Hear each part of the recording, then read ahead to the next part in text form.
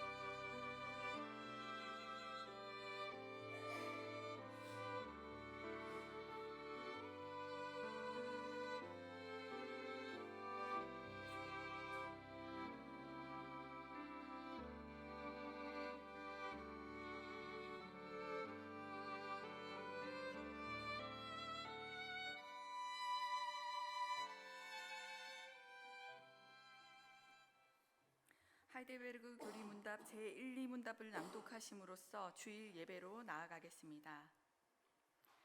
살아서나 죽어서나 당신의 유일한 위로는 무엇입니까?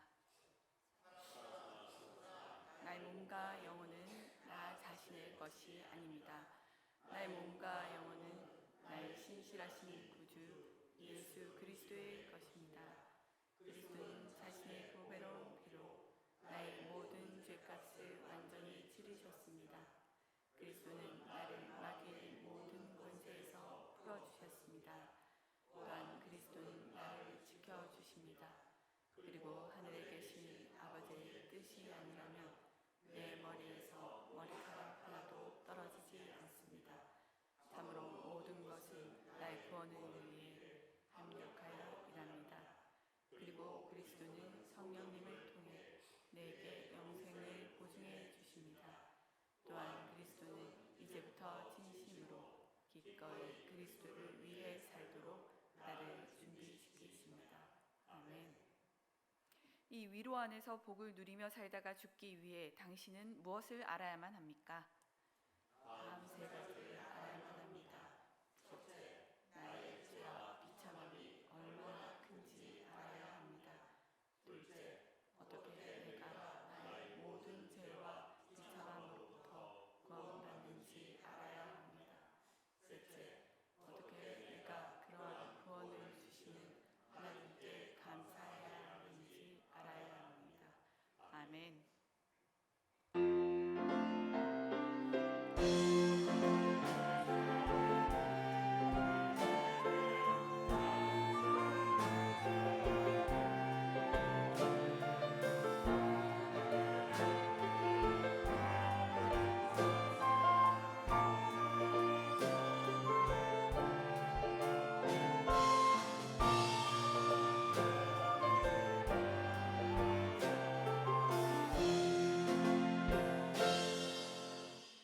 누가 주의 마음을 알았느냐? 누가 그의 모사가 되었느냐? 누가 주께 먼저 드려서 갚으심을 받겠느냐? 이는 만물이 주에게서 나오고 주로 말미암고 주에게로 돌아감이라. 그에게 영광이 세세에 있을지어다. 아멘. 유일하신 창조주 하나님, 만세 전부터 우리를 구원받은 백성으로 택정하시고 예수 그리스도의 은혜를 힘입어 하나님의 자녀로 거듭나게 하시니 감사드립니다. 독생자를 십자가에 내어주신 은혜가 너무도 커서 갚을 길이 없는 우리 성도들에게 거룩한 주일마다 성전에 나아와 예배하는 백성으로 살게 하심을 더욱 더 감사드립니다.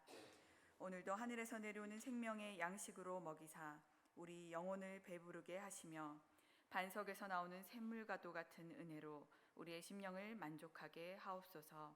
예수님의 이름으로 기원하옵나이다. 아멘. 시편 찬송가 246장, 시편 119편 89절에서 96절의 시로 하나님께 경배와 찬양 드리겠습니다.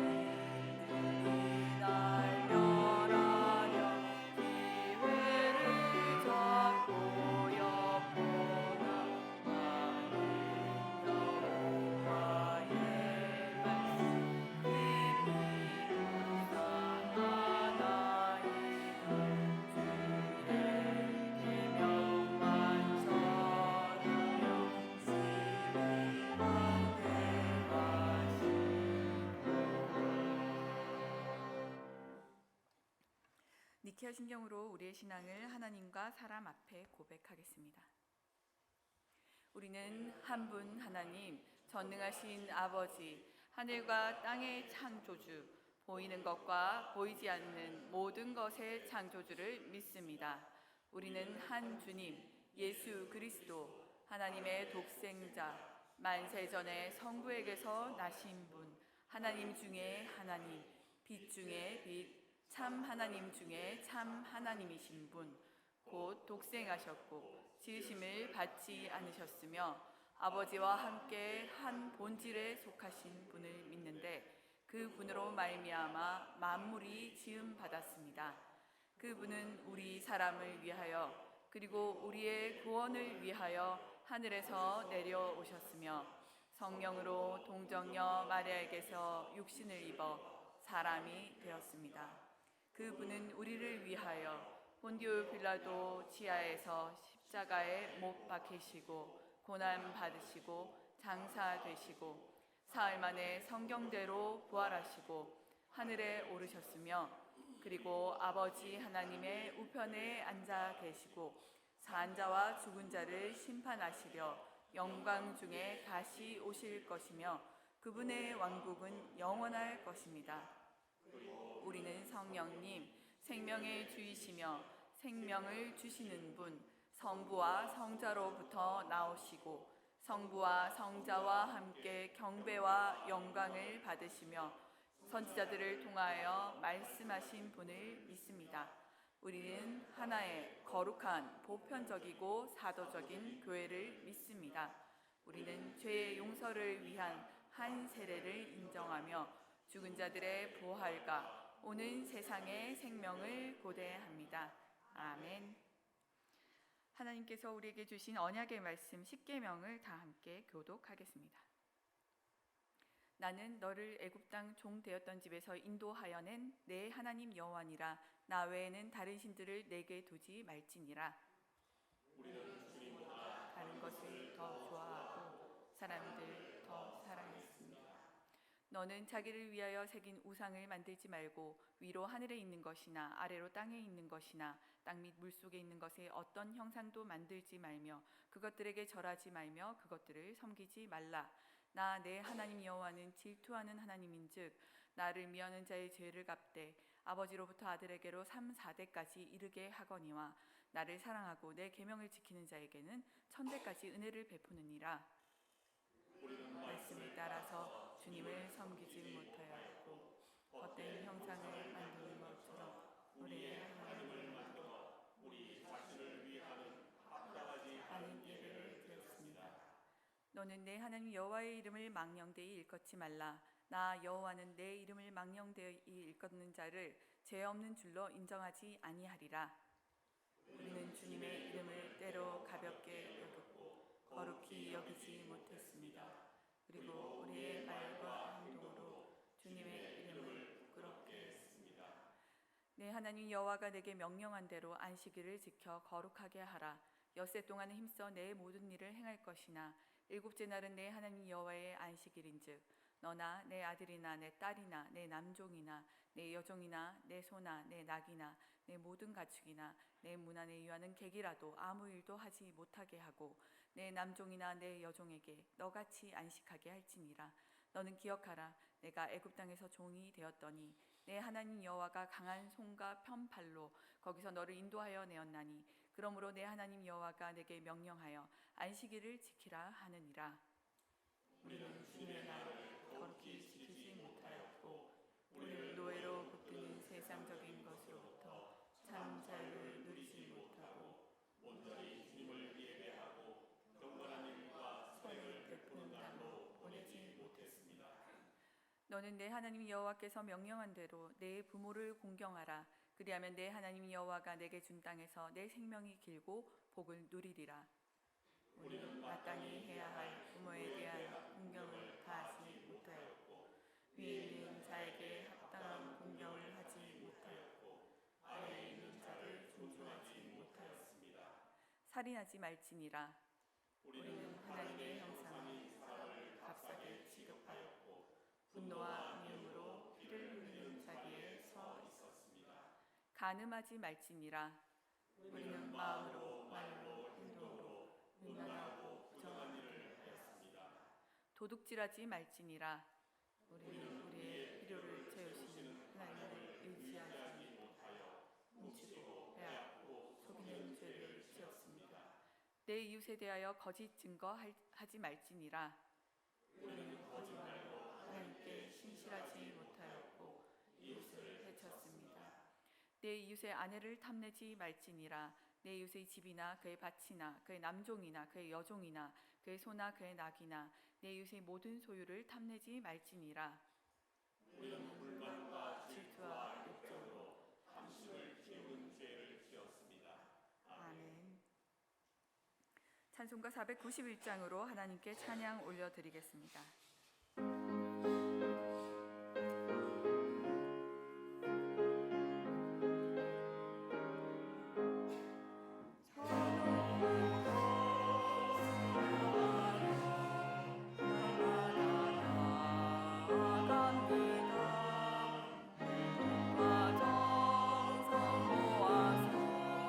날마다 기도합니다.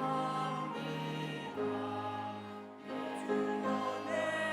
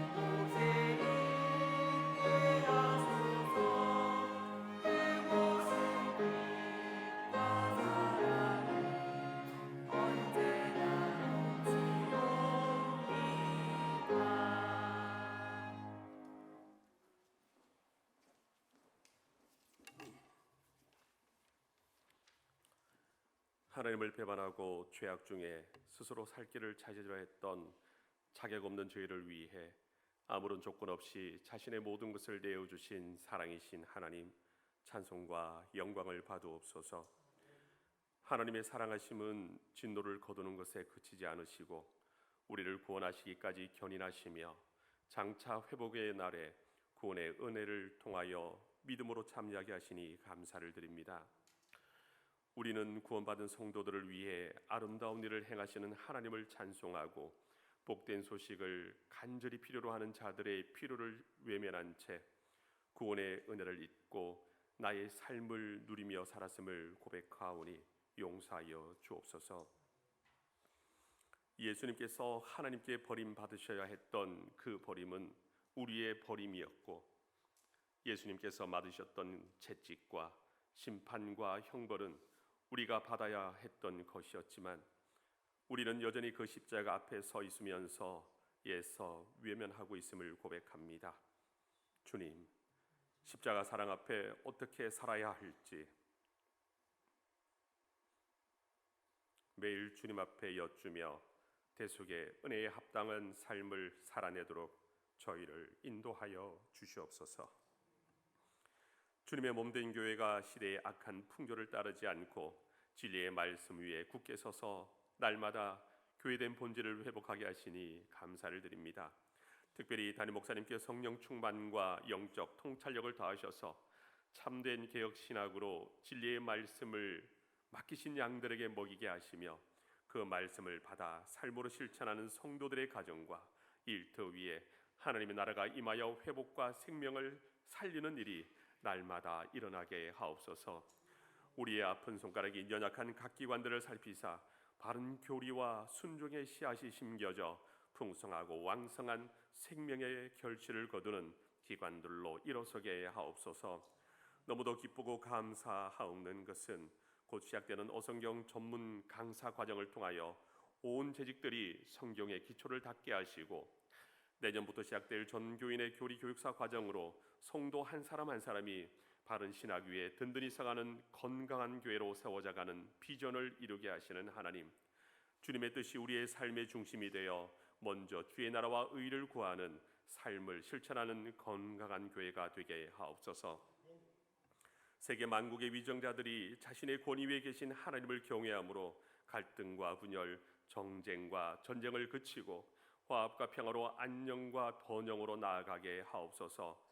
다음 세대와 청년들이 하나님 안에서 정체성을 찾고 바른 성경의 기초 위에 거룩과 경건으로 구별되게 하옵시며 자정의 능력을 잃어버린 한국 교회 위에 회개의 영을 부으사 오직 성경으로 돌이켜 교회의 본질을 회복하여 주님 오실 때까지 세상의 빛과 소금의 역할을 감당하게 하옵소서.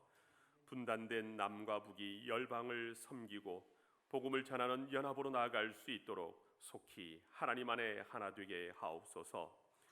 질병으로 고통받는 사랑하는 지체들을 붙드사 영과 육을 강건하게 하옵시고 낙심 가운데 있는 성도들은 완전하신 하나님의 위로와 소망으로 일어서게 하옵소서. 고령의 부모님들의 체력과 건강이 눈에 띄게 떨어져 육신의 불평과 고통, 외로움과 우울함이 찾아올 때 주님께서 친구 되어 곁을 지켜주사 주님의 사랑과 은혜, 위로와 평강 속에 날마다 신랑 되신 주님만을 소망하며 기쁨과 감사와 찬송이 넘치게 하옵소서.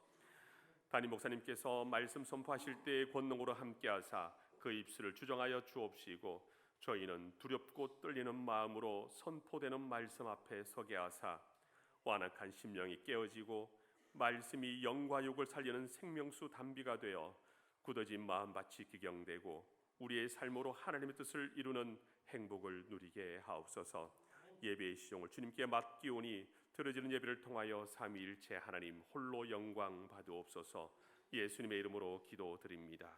아멘.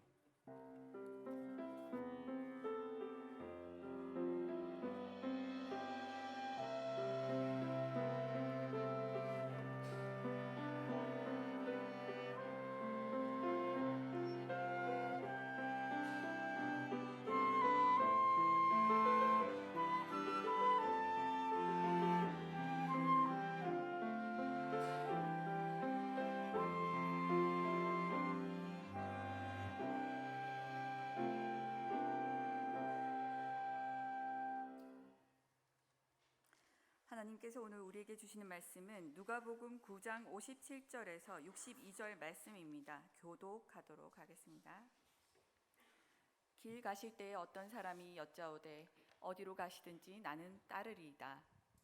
예수께서 이르시되 여우도 굴이 있고 공중에 새도 집이 있으되 인자는 머리 둘 곳이 없다 하시고 또 다른 사람에게 나를 따르라 하시니 그가 이르되 나로 먼저 가서 내 아버지를 장사하게 허락하옵소서.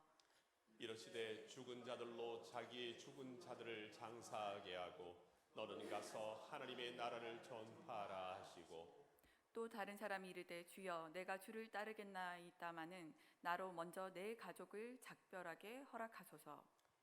예수께서 이르시되 손에 쟁기를 잡고 뒤를 돌아보는 자는 하나님의 나라에 합당하지 아니하니라 하시니라. 아멘. 교육부가 시편 찬송가로 하나님께 찬양 올려드리겠습니다.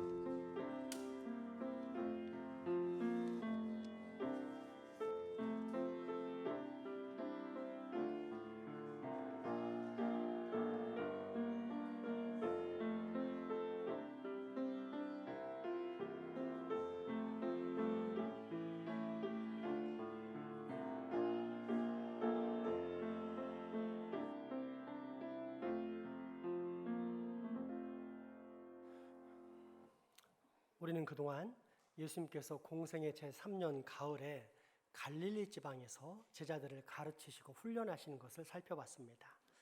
이제 예수님은 수일 내에 갈릴리를 떠나 유대를 향해 가십니다. 이때 예수님의 형제들은 예수님이 하신 일을 도무지 이해하지 못할 뿐 아니라 예수님이 누구인지도 몰랐습니다. 그러나 큰 능력들은 나타났기에 형님, 사람이 출세하려면 서울로 가야지 왜 이 시골에서 허송세월 하고 있습니까? 자, 얼른 유대 지방의 수도 예루살렘으로 가시죠 라고 조언합니다. 이때 예수님은 너희들은 언제든 올라갈 수 있지 않느냐? 하지만 나에게는 때가 있다. 내 때가 아직 이르지 않았으니 가지 않겠다. 너희 먼저 가라 말씀하십니다. 그렇게 갈릴리 지방에서 얼마간 더 머무시다가 자, 이제 우리도 유대를 향해 가자 하시면서 떠나게 됩니다. 갈릴리 지방에서 유대 지방에 있는 예루살렘을 향해 갈 때 보통은 요단강을 동쪽으로 건너가서 강가로 쭉 뻗어 있는 아라바 길을 통해 남쪽으로 내려옵니다. 우리나라 지도로 따지자면 서울에서 출발해서 울산에 온다고 쳤을 때 가운데 있는 충청도를 통과하지 않고 저 동쪽의 태백산맥을 넘어 강원도 끝자락길을 따라 쭉 내려오는 것이라 할 수 있습니다. 물론 충청도를 통과하는 길도 있습니다. 그 길은 이스라엘로 따자면 지중해 해안 쪽으로 가서 내려가는 길인데 사마리아라는 지방을 통과해야만 합니다. 하지만 사마리아 사람들은 유대 사람들을 좋아하지 않고 또한 유대 사람들 역시 사마리아 사람들을 항상 무시하고 욕하는 까닭에 유대 사람들은 멀리 돌아가더라도 동쪽의 아라바 길로 다녔습니다. 그런데 예수님께서는 그 아라바 길 대신에 사마리아 땅을 통과하십니다. 그러던 중 하룻밤 숙박할 곳을 정하려고 하니까 예수님의 일행이 지금 예루살렘을 향해 가신다는 것을 알게 된 사마리아 사람들이 허락하지 않고 배척합니다. 이에 야고보와 요한이 어떻게 감히 이럴 수 있습니까? 주님, 저희가 하늘로부터 불을 내려서 저들을 멸망시키기 원하십니까? 하고 분노를 표출합니다. 그러나 예수님께서는 그들을 꾸짖으시면서 다른 데로 가자 해서 다른 마을로 가셨는데 이 이야기가 오늘 본문 바로 전까지 나오는 내용입니다. 그렇게 제자들과 함께 길을 가시는데 예수님을 따르던 제자 무리 가운데 몇 사람이 예수님께 각각 다른 요청과 태도를 보이는 것이 오늘 본문의 말씀입니다. 오늘 본문 9장 57절에서 62절까지의 말씀을 다시 한번 봉독하겠습니다. 길 가실 때 어떤 사람이 여짜오되 어디로 가시든지 나는 따르리이다. 예수께서 이르시되 여우도 굴이 있고 공중에 새도 집이 있으되 인자는 머리 둘 곳이 없다 하시고 또 다른 사람에게 나를 따르라 하시니 그가 이르되 나로 먼저 가서 내 아버지를 장사하게 허락하옵소서. 이르시되 죽은 자들로 자기의 죽은 자들을 장사하게 하고 너는 가서 하나님의 나라를 전파하라 하시고 또 다른 사람이 이르되 주여 내가 주를 따르겠나이다마는 나로 먼저 내 가족을 작별하게 하소서. 예수께서 이르시되 손에 쟁기를 잡고 뒤를 돌아보는 자는 하나님의 나라에 합당하지 아니하니라 하시니라. 아멘. 그중 오늘은 첫 번째 사람, 곧 어디를 가든지 예수님을 따르겠습니다 라는 제자에 대한 말씀을 살펴보겠습니다. 이런 제자의 결단에 예수님의 반응이 다소 특이합니다. 여우도 굴이 있고 공중에 새도 집이 있으나 나는 머리 둘 곳이 없다 라는 말씀으로 승낙도 거절도 아닌 답변을 하셨기 때문입니다. 현대식으로 따지자면 이런 것입니다. 예수 믿고 교회 다니겠다고 굳게 결심한 사람이 담임 목사에게 예수 믿고 구원받겠습니다, 교회 생활 열심히 하겠습니다 라고 말하자 담임 목사님이 이렇게 답변한 격입니다. 글쎄요, 가능할까요? 예수님은 왜 이런 반응을 보이셨을까요? 이를 위해 우리는 먼저 예수님이 하나님이라는 사실을 알아야 합니다.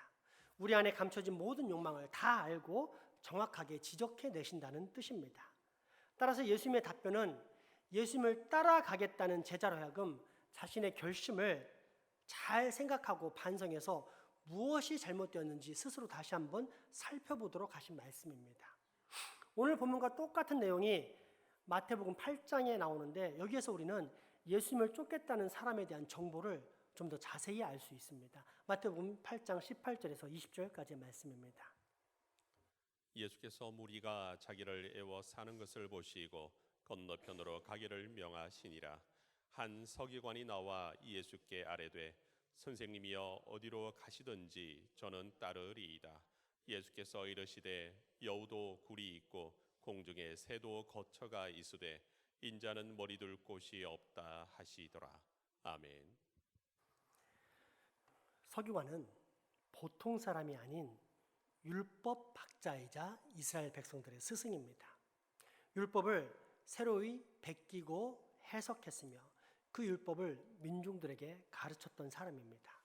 이처럼 율법을 베끼고 해석하는 사람이라면 율법의 1.1획이라도 틀림없이 잘 베낄 수 있는 훈련을 받은 사람으로서 아주 신중한 자격의 사람입니다.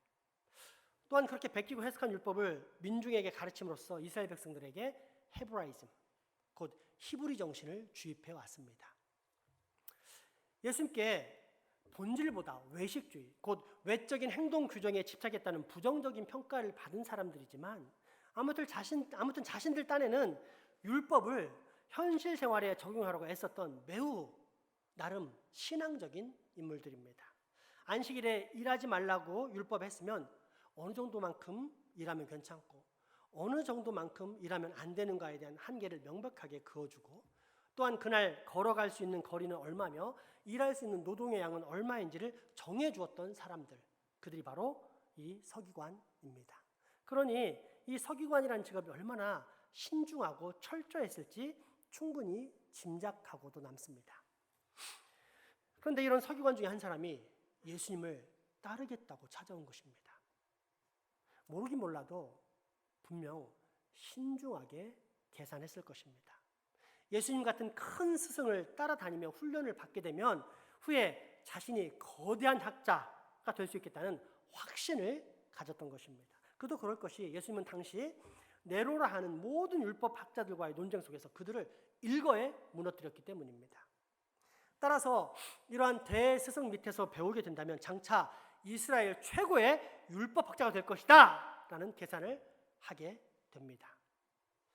그러므로 이 사람이 예수님을 따라가겠다는 생각은 너무나 세속적이고 자기중심적이고 또한 출세지향적이었습니다. 한마디로 이 땅에서 누릴 수 있는 자신의 명예와 영광을 확보하고자 예수님을 따르겠다라고 말한 것입니다. 예수님이 이 사실을 모르셨을까요? 그 속에 무엇이 있는지 다 아셨습니다.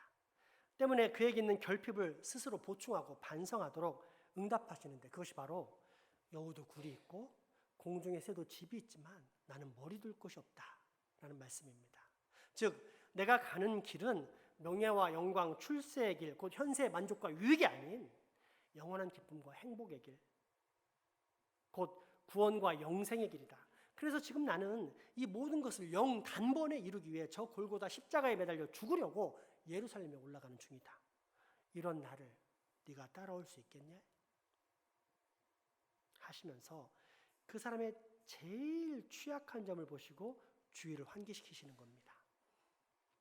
학자로 살려면 결국 어느 대학의 교수라든지 그런 사람을 보면 알 수 있겠지만 어떤 안정된 위치에 늘 있어야 합니다.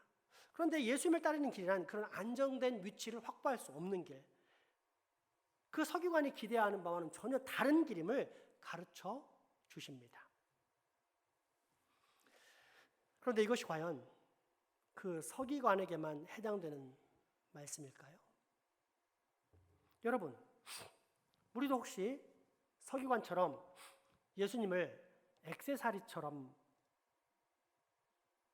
여기며 살고 있지 않습니까?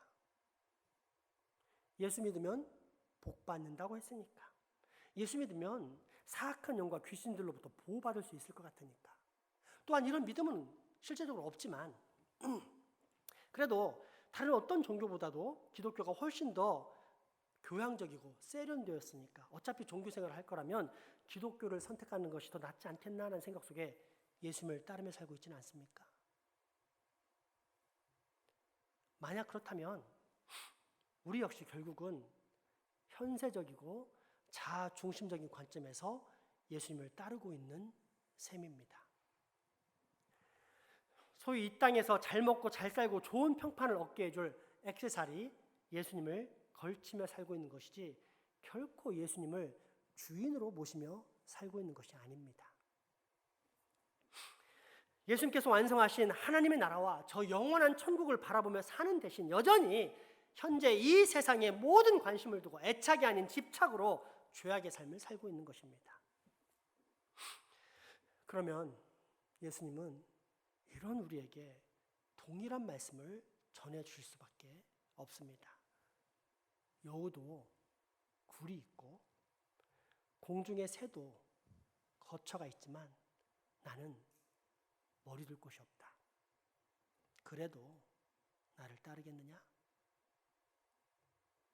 단순한 비유, 수사적 표현 같습니까? 아닙니다.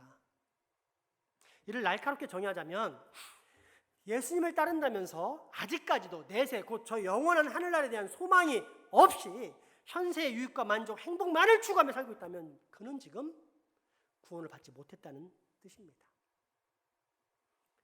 그리고 이 취약한 신앙의 상태를 주님은 외면하지 않으시고 오늘 우리에게 정확하게 지적해 주시면서 그 상태에서 돌이키라고 말씀해 주시는 것입니다.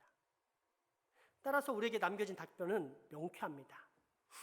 이 세상을 향한 집착, 내 모든 욕정의 눈, 육신의 눈을 제거하고 거룩한 눈, 영적인 눈, 곧 영원한 세계를 바라보는 믿음의 눈을 장착하고 예수님을 따르기 원하는가? 라는 질문에 대한 답변입니다. 이 질문에 yes 하면 산 것이고 no 하면 죽은 것입니다.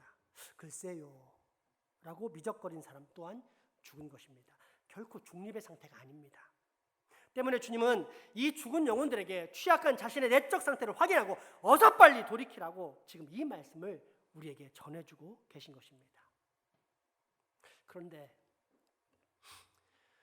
우리가 이 사실을 과연 깨달을 수 있을까요?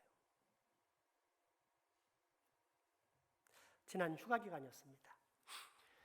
농작물 수확철을 맞은 부모님을 돕기 위해 떠나면서 지명이도 함께 데려갔습니다. 흙이 주는 정서, 노동의 가치, 땀 흘림에서 오는 기쁨 등 여러 가지 좋은 면들을 아들에게 체험하게 하고 싶었기 때문입니다. 그렇게 한참 일을 하던 중 문득 아들에게 던지면서 나누게 된 대화의 내용입니다. 아들아, 예전에 할머니가 40대이고 아빠가 20대일 때 이제 곧 나의 세대는 저물고 너의 세대가 온다라고 할머니께서 말씀하셨는데 그때보다도 20년이 훨씬 더 지났단다. 때문에 나도 너에게 똑같은 이야기를 해주고 싶은데 이제 곧 나의 시대는 저물어 가고 너의 시대가 올 텐데 그 시대에 적합한 일꾼이 되어야 한다. 물론 그러기 위해서는 허송세월하지 말고 열심히 준비해야겠지? 예. 그리고 사람은 나이가 들면 행동이 부자연스럽게 되고 그러면서 젊은 사람의 도움이 필요하단다. 그래서 아빠가 할아버지 할머니를 도와주고 있는 거야. 그러니까 아빠가 늙으면 너도 이렇게 아빠를 도와줄 수 있어야 한다. 그러면 이 모습을 본 네 아들도 언젠가 늙어서 네가 힘이 없을 때 너를 도와주게 될 것이다. 이것이 하나님께서 우리 인생들이 서로를 돌아볼 수 있게 만드신 이 피조석의 섭리란다. 그러자 아들이 강한 어조로 다음과 같이 내뱉었습니다. 아니, 나는 안 늙어. 충분히 이해가 되었습니다. 우리는 젊어본 적이 있으니 늙는다는 것이 어떤 것인지 알지만 한창 젊은 아이들은 늙어본 경험이 없고 계속 성장만 하고 있으니 늙는다는 것이 어떤 것인지 전혀 와닿지 않는 것입니다. 그러면서 문득 제게 이런 생각이 들었습니다. 그래, 세상 모든 사람들이 다 이렇게 사는구나. 그래서 당연하고도 자연스러운 죽음을 부정하고 거부하면서 장차 다가올 영원한 세계를 준비하지 못한 채 그렇게 영원히 죽음 가운데로 들어가는구나. 실제 그렇지 않습니까? 분명 10대보다는 20대, 20대보다는 30대, 30대보다는 50대가 죽음이 가깝습니다. 그런데 10대고 20대고 30대고 50대고 심지어 80대, 90대라고 해도 자신이 곧 죽을 것이다 라는 생각 속에 사는 사람은 아무도 없습니다. 비록 늙었지만 지금 살아있고 그래서 앞으로도 영원히 살 것 같은 느낌으로 살아갑니다. 당장에 최근 온 울산을 휩쓸고 있는 독감만 해도 그렇습니다. 엄청난 고열과 기침으로 병원에 입원한 교우들이 있을 정도로 심각한 독감이었습니다. 만약 그 고열과 기침을 이기지 못하고 눈을 감은 채 다음 날을 맞이하면 죽는 것입니다. 그 고열과 기침으로 폐렴이 오고 폐렴이 심해지면 죽는 것입니다. 간단합니다. 죽음은 멀리 있지 않습니다. 항상 우리 코앞에 있습니다. 그런데 독감을 겪은 사람들 중에 이 독감을 이기지 못하면 나는 곧 죽게 될 거야. 이런 생각을 한 사람이 있습니까? 아무도 없습니다. 대신 정말 아프고 힘들다. 하지만 곧 낫게 될 거야. 살 거야. 라는 생각을 한 사람들이 대부분입니다. 독감을 포함한 모든 바이러스는 우리 인생이 얼마나 허약한 존재인지 그리고 유한한 존재인지 그러면서 죽음 이후에 찾아올 영원한 세계를 준비시키시는 하나님의 예방주사입니다. 그런데 대부분의 사람들이 그 예방주사를 통해 심각하게 죽음과 그 죽음 너머의 세계를 생각하지 않고 여전히 이 땅에서 영원히 살 것 같은 희망만을 품습니다. 아니 오히려 나는 절대 죽지 않을 거야 라는 헛된 확신을 품는 것을 확인하게 됩니다. 그런데 여러분, 이는 어디선가 많이 들어본 소리 같지 않습니까? 그렇습니다. 태초에 에덴 동산에서 사탄이 아담과 하와에게 했던 말, 너는 절대 죽지 않아. 너는 결코 죽지 않아. 그것입니다. 그렇게 퍼진 거짓말. 사탄이 주입한 거짓말이 온 인류에 대대로 퍼져 현재를 살아갔던 역사 속의 수많은 사람들이 자신은 죽지 않고 이 땅에 영원히 살 것 같은 착각으로 살아왔던 것입니다. 그런데 정말 살았습니까? 4,000년 전, 2,000년 전, 200년 전, 아니 100년 전 사람이 지금 살아있습니까? 다 죽었습니다. 장차 다가올 영원한 세계에 대해 준비되지 않은 채로 죽어 지금 저 영원한 지옥 형벌에서 고통 가운데 신음하고 있습니다. 따라서 우리에게 정말 필요한 것은 죽음에 대한 대비입니다. 이 땅에 발을 딛고 살지만 내 머리, 내 마음, 내 눈은 저 영원한 세계를 바라보고 소망하며 사는 삶입니다. 왜입니까? 예수님을 따르는 사람, 즉 예수님을 쫓는 제자에게는 그 눈이 이 현세에 고착되지 않고 항상 저 영혼을 바라보는 삶이기 때문입니다. 죽음을 체험한 임사체험과 사람들이 간혹 경험하는 환각에는 여러 가지 차이가 있는데 그중 대표적인 몇 가지를 소개하자면 먼저 뇌파가 작동을 안 하는 것입니다. 환각은 뇌파가 작동을 한 상태에서 발생하는 것인 반면 임사체험은 뇌파가 작동되지 않습니다. 따라서 임사체험이 내 안에서 스스로 한 환각이라는 것은 과학적으로도 성립이 안 됩니다. 더불어 시각장애인의 체험입니다. 시각장애인은 태어날 때부터 한 번도 뭘 본 적이 없는 사람으로서 뇌 안에 보는 것과 관련된 세포가 없습니다. 당연한 거 아닙니까?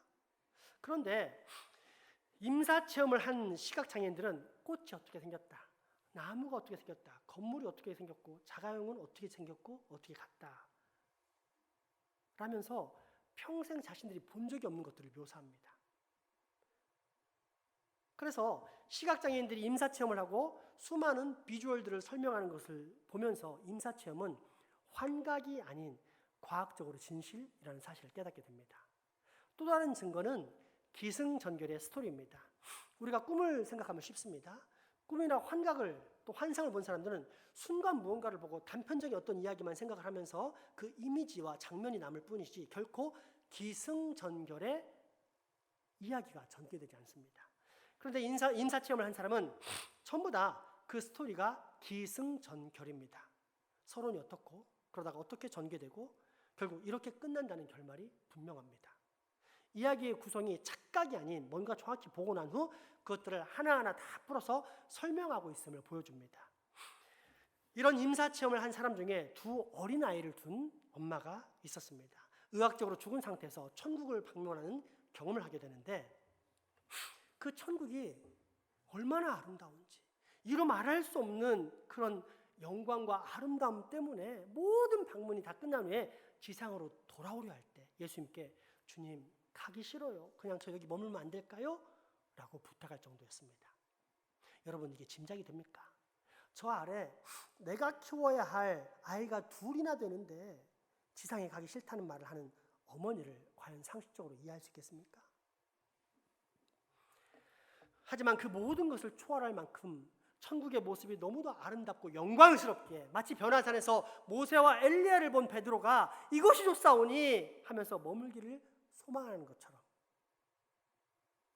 그렇게 머물고 싶은 곳, 영원히 거하고 싶은 곳이 우리가 갈 수 있고 가야 하고 가야만 하는 천국입니다.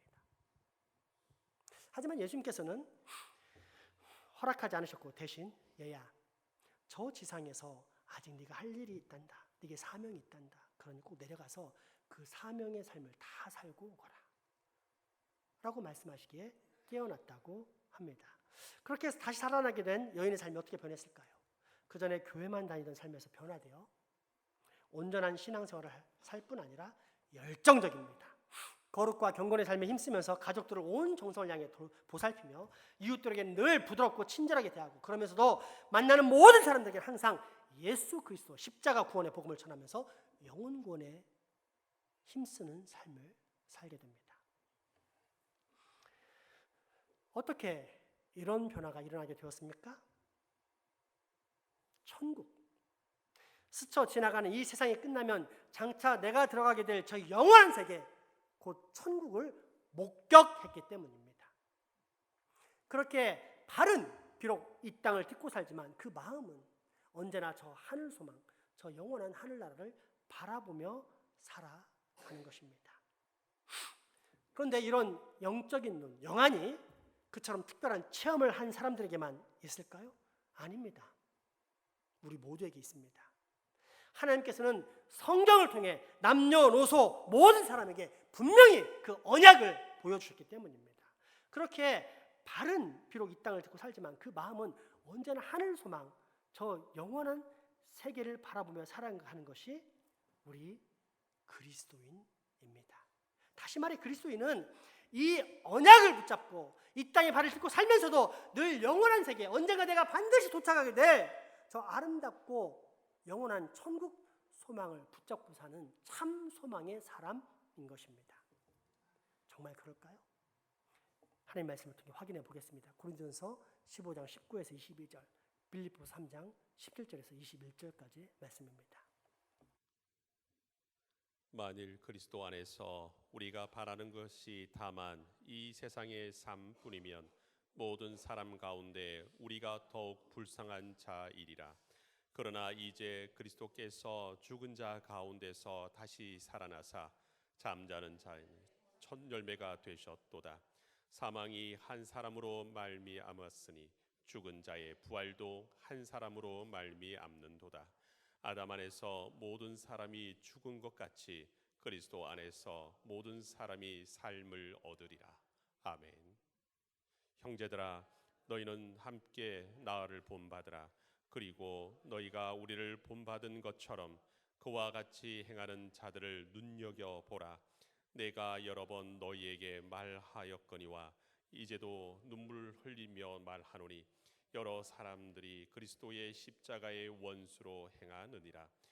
그들의 마침은 멸망이요 그들의 신은 배요 그 영광은 그들의 부끄러움에 있고 땅의 일을 생각하는 자라. 그러나 우리의 시민권은 하늘에 있는지라. 거기로부터 구원하는 자 곧 주 예수 그리스도를 기다리노니 그는 만물을 자기에게 복종하게 하실 수 있는 자의 역사로 우리의 낮은 몸을 자기 영광의 몸의 형체와 같이 변하게 하시리라. 아멘. 여러분 무섭지 않습니까? 내 배를 따뜻하게, 내 등을 따스하게 하는 데 집중하는 사람, 교회 다닌다면서도 예수님보다 내 배가 주인인 사람, 우상숭배자라는 겁니다. 땅의 일을 생각하는 것이 그들의 부끄러움의 증거요, 그 부끄러움 때문에 영원한 사망을 당하게 된다는 것입니다. 무섭지 않습니까? 그런데 노아 시대처럼 우리는 이 하나님의 말씀을 농담처럼 여깁니다. 하늘을 생각하지 않고 살면서 그게 문제가 없다고 생각합니다. 이 땅을 충실하게만 살아가면 하나님이 기뻐하실 거라고 자기 중심적인 신앙, 내가 복음의 메시지를 만들어 갑니다. 그러나 여러분 알아야 될 것이 있습니다. 뭐냐? 우리는 반드시 늙습니다. 그리고 반드시 죽습니다. 그렇게 끝납니까? 문제가 되어서 소멸됩니까? 아닙니다. 성경은 한 번 죽는 것은 사람에게 정해진 것이요 그 이후에는 반드시 심판이 있을 거라고 증거하고 있습니다. 그렇다면 우리는 우리의 초점을 과연 어디에 맞추며 살아야 합니까? 현재 이 세계입니까? 아니면 장차 다가올 저 영원한 세상입니까? 그렇습니다. 온전한 신앙, 곧 예수 그리스도를 믿고 따르는 참 제자의 길은 늘 저 영원한 세계를 바라보고 또 소망하며 사는 삶, 즉 하나님의 약속을 있는 그대로 믿는 믿음의 삶입니다. 이 시간 우리 결단을 담아 찬양 한 곡 했으면 좋겠습니다. 찬송가 491장 보면서 우리 믿음의 고백을 합시다. 더 이상 이 세상의 헛된 것에 집착하지 말고 하늘 영광을 소망하며 살겠다는 결단을 가지시기 바랍니다.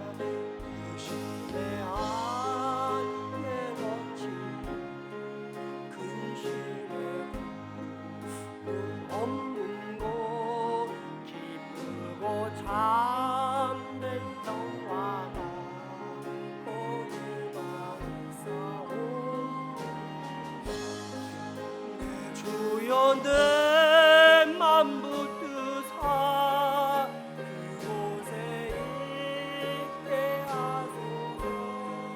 그곳은 빛과 사랑이 언제나 넘치옵니다.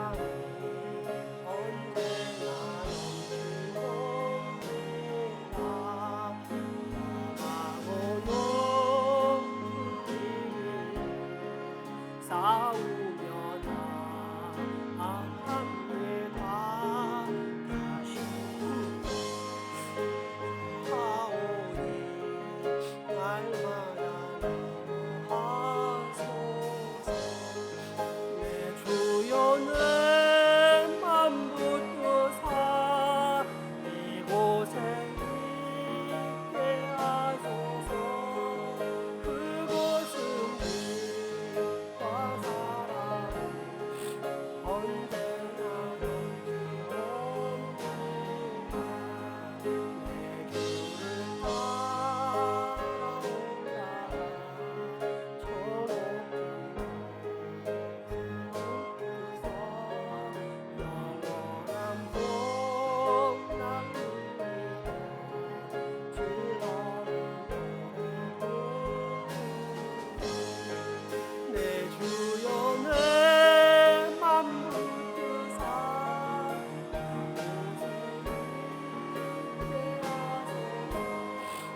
그곳은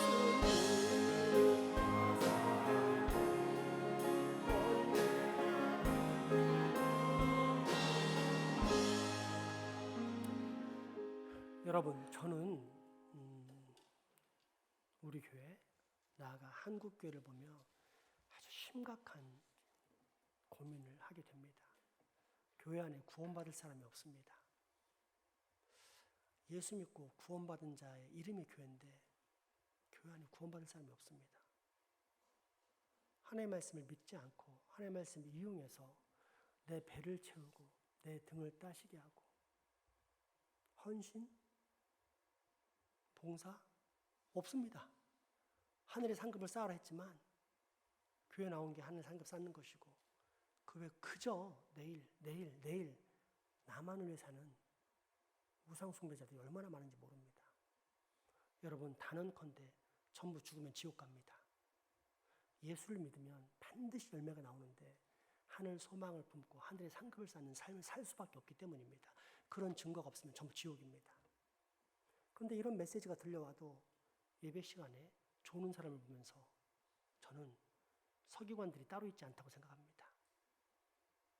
여러분들이 서기관인 것을 확인하게 됩니다. 하나님의 아무리 음성을 들려줘도 외면하고 딴짓을 하고 존다? 참 무섭습니다. 하나님의 말씀으로 받지 않고 하나님으로 대접하지 않는 시대, 그래도 두렵지 않은 시대, 당장 내 배가 부르고 등이 따스면 문제가 되지 않는 시대, 얼마나 무서운 시대를 우리가 살고 있는지 모릅니다. 세상이 그렇게 가르쳐줍니다. 그럼 우리 시간 기도했으면 좋겠습니다. 하나님, 이 사망의 구덩이에서 나를 건져주시고 사망길로 향하는 내 영혼을 불쌍히 여기사 나를 진리의 길, 의의 길, 소망의 길, 천국의 길로 인도하여 주십시오. 내가 참 믿음의 길을 갖게 해주십시오. 참 소망, 참 믿음을 확보할 수 있게 도와주시라고 우리 간절히 기도한 시간들, 그리고 그렇게 살지 못하는 내 이웃의 가족, 친구, 이웃들 위해서 기도한 시간들 함께 갖도록 하겠습니다. 기도합시다.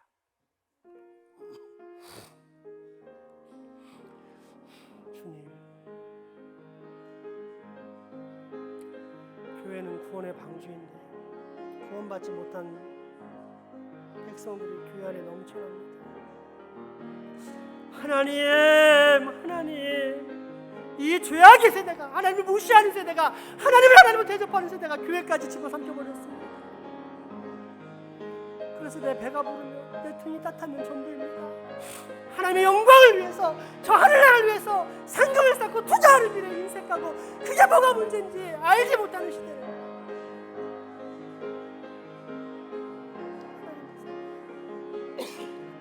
적어도 우리 교회만은 그렇게 살 수 있지 않을까.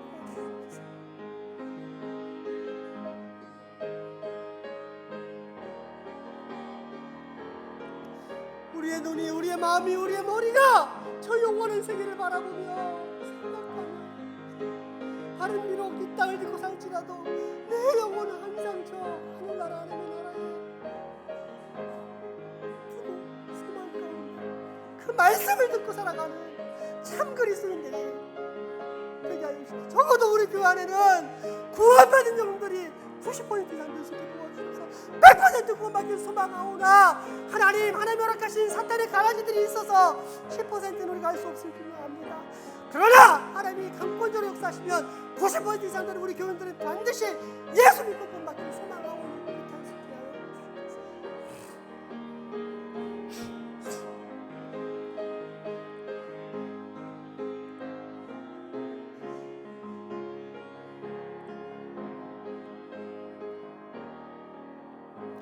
저 높은 곳을 향하여, 저 높은 곳을 향하여 날마다 나아갑니다. 내 뜻과 정성 모여서 날마다 기도합니다. 내 주여 내 맘 붙드사 그곳에 있게 하소서.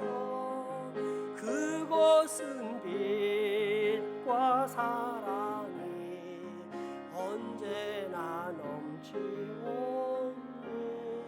괴로움과 죄가 있는 곳, 나 비록 여기 살아도 빛나고 높은 저곳을 날마다 바라봅니다. 내 주여 내 맘 붙드사 그곳에 있게 하소서. 그곳은 빛과 사랑이 언제나 넘치옵니다. 의심의 한데 거치고 그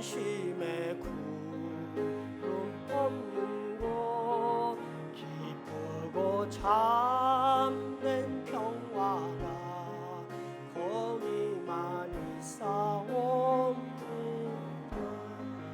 내 주여 내 맘 붙드사 그곳에 있게 하소서.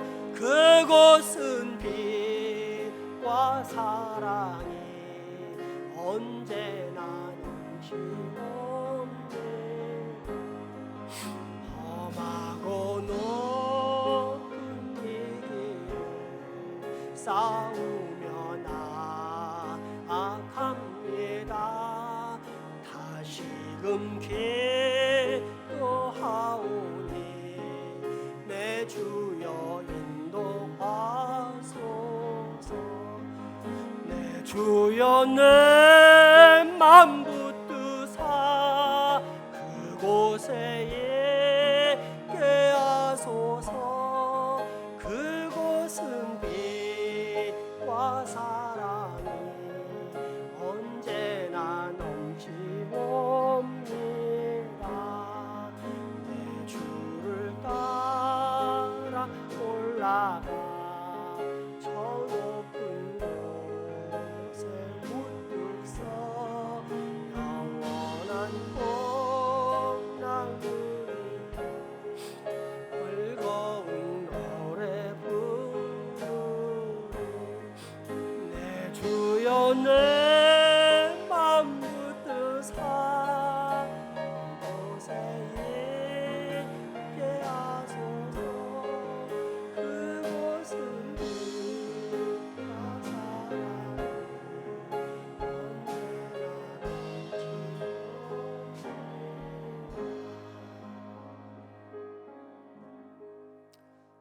여러분, 우리는 그리스도인인데 다른 말로는 예수 그리스도를 따라가는 예수 그리스도의 제자입니다. 그리고 제자의 길은 항상 하늘 소망을 바라보면서 사는 것임을 기억하시기 바랍니다. 기도합시다.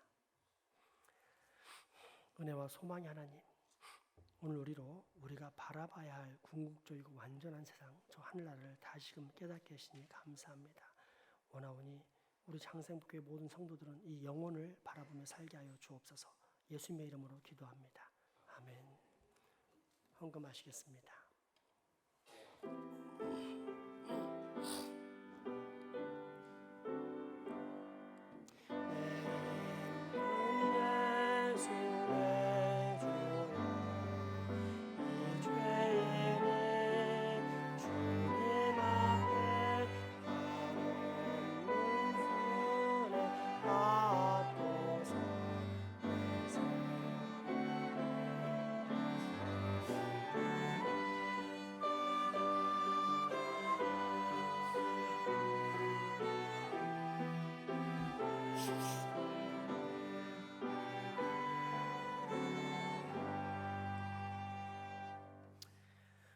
건강한 생활을 할 수 있는 튼튼한 신체적 기능을 주시고 평안한 생활을 할 수 있는 환경을 허락해 주시며 항상 주님과 동행할 수 있도록 지켜주시는 아버지 하나님 감사합니다.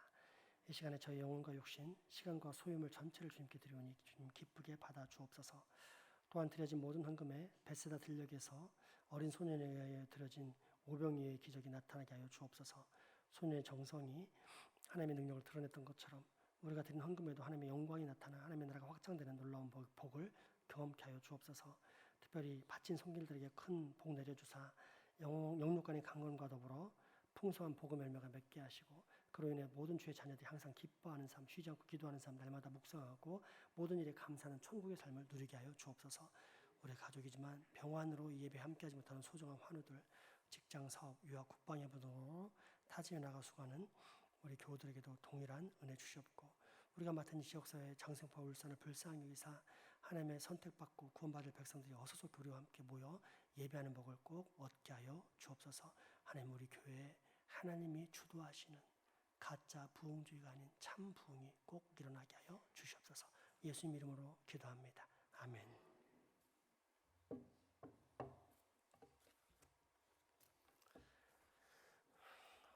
오늘 이번 소식 전해드립니다.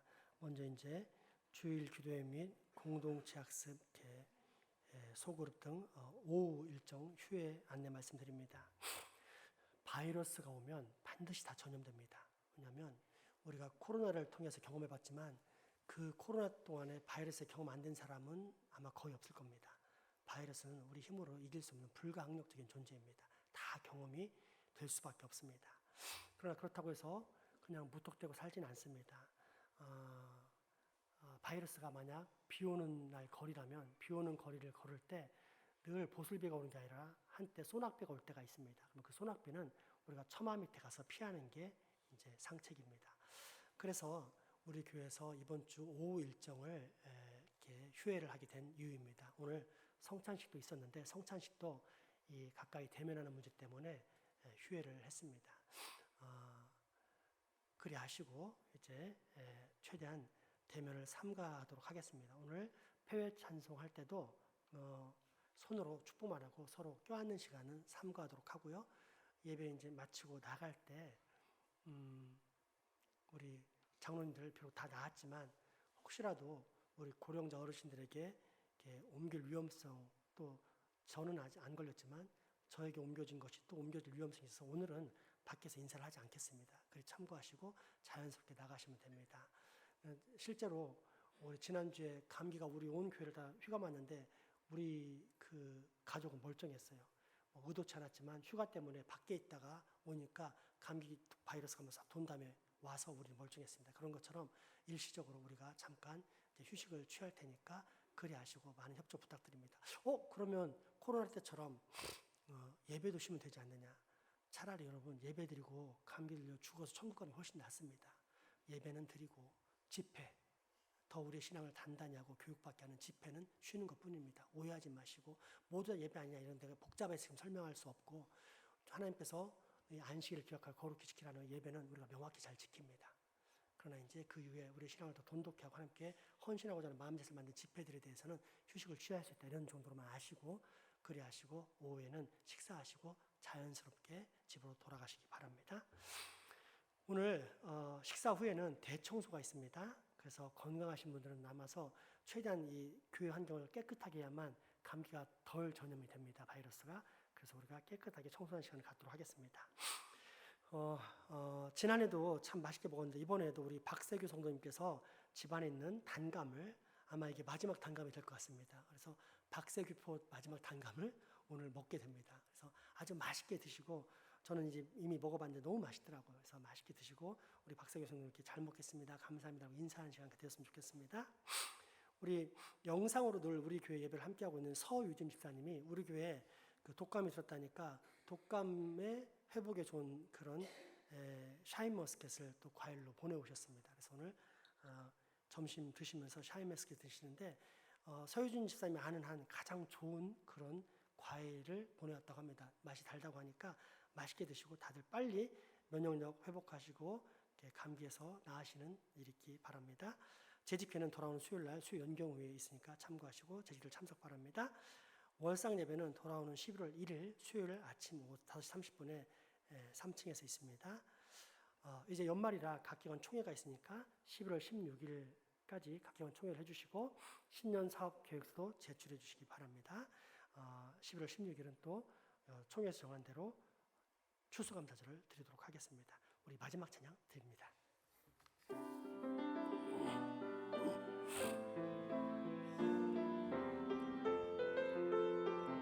먼저 손을 활짝 펼쳐서 모든 사람을 축복합니다.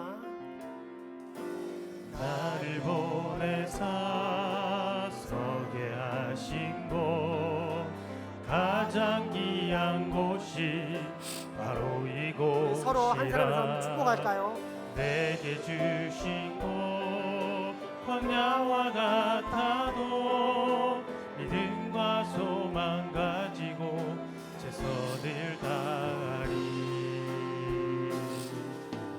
나의 작은 삶 주께 드릴 때 나의 삶을 통해 주 영광 받으리.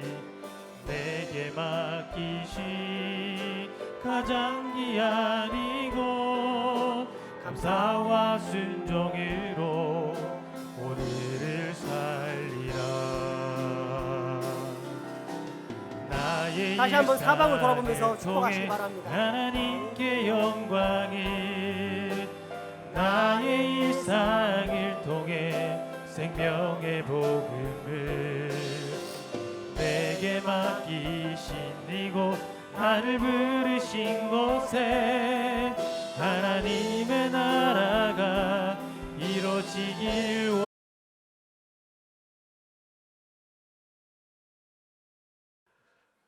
우리 주 예수 그리스도의 은혜와 하나님의 크신 사랑과 성령님의 교통하심이 이제후로 영혼을 바라보며 사는 제자의 길을 따라 살아가겠다라며 다짐하고 결단하는 여기 모인 모든 주의 자녀들의 머리 위와 가정, 이웃 그리고 후손들에게 지금부터 영원토록 함께 하시기를 간절히 축원하옵나이다. 아멘.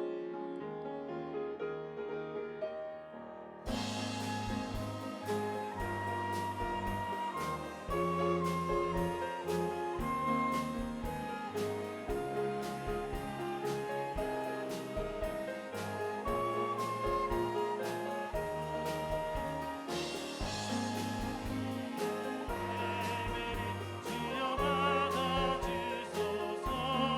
성부와 성자와 성령께 영광이